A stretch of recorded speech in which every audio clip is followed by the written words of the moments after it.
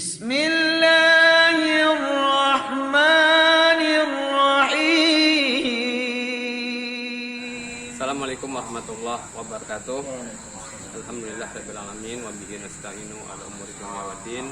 Wassalatu wassalamu ala asyrafil anbiya wal mursalin wa ala alihi wa ashabihi wa man tabi'ahu bi ihsanin ila yaumil. Alhamdulillahirabbil alamin. Kita baru saja menyelesaikan sholat gerhana bulan pada malam hari ini.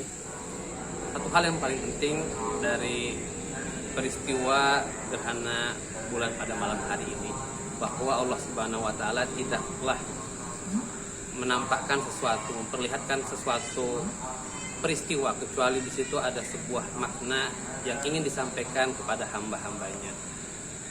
Allah memerintahkan pada kita untuk membaca Iqra bismi rabbikal ladzi khalaq. Bacalah dengan nama Tuhanmu yang menciptakanmu.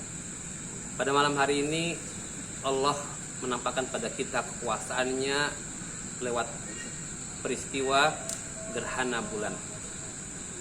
Maka apa yang Allah sebenarnya kehendaki dengan hadirnya gerhana bulan pada malam hari ini? Sungguh kita orang-orang yang beriman harus mampu membaca tanda-tanda kekuasaan Allah ini. Dalam sebuah hadis Rasulullah SAW bersabda, "Inna syamsa wal qamara ayatani min ayatillah." Sesungguhnya matahari dan bulan itu adalah dua tanda kekuasaan Allah dari tanda-tanda kekuasaan Allah.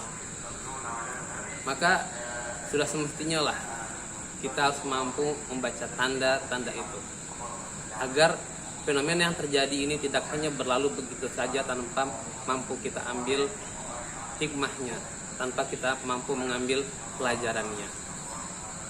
Mungkin banyak manusia yang berbeda bagaimana cara mereka menyikapi dengan datangnya gerhana bulan ini.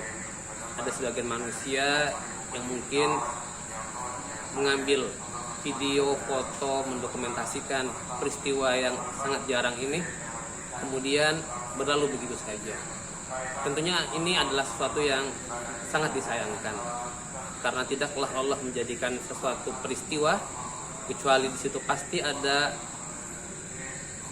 pelajaran bagi kita. Maka dalam sebuah hadis Rasulullah SAW bersabda, "Walakinnahuma ayatani min ayatillah yukhawifu bihima ibadah." Sesungguhnya gerhana matahari dan gerhana bulan ini adalah dua tanda dari tanda-tanda kekuasaan Allah yang Allah inginkan untuk memberikan rasa takut dengan kejadian gerhana ini kepada hamba-hambanya. Jadi tujuan Allah untuk menghadirkan peristiwa ini adalah bagaimana tumbuhnya rasa takut di dalam hati hamba-hambanya. Karena ini sangat penting sekali. Seseorang yang tidak memiliki rasa takut dalam hatinya kepada Allah, maka mudah bagi dia untuk bermaksiat kepada Allah. Sedangkan seseorang yang tumbuh dalam hatinya rasa takut kepada Allah, maka rasa takut itu akan menghalangi dia untuk bermaksiat kepada Allah. Dia semakin takut kepada Allah. Ini adalah bedanya antara takut kepada Allah dan takut kepada makhluk. Ketika seseorang takut kepada makhluk, maka dia akan menjauh dari makhluk itu. Ketika kita takut dengan ular, maka kita akan menjauh dari ular. Tapi berbeda kalau kita takut kepada Allah, kepada Al-Khaliq, maka justru itu akan mendekatkan kita kepada Allah Subhanahu wa taala. Maka rasa takut ini perlu ditanamkan di dalam hati setiap orang-orang yang beriman. Agar apa? Agar dengan takut ini membuat kita semakin dekat kepada Allah, sehingga membuat kita menjadi taat dan semakin meningkat takwa kita dan menghalangi kita dari bermaksiat kepada Allah. Ini adalah pesan dari peristiwa gerhana bulan pada malam hari ini.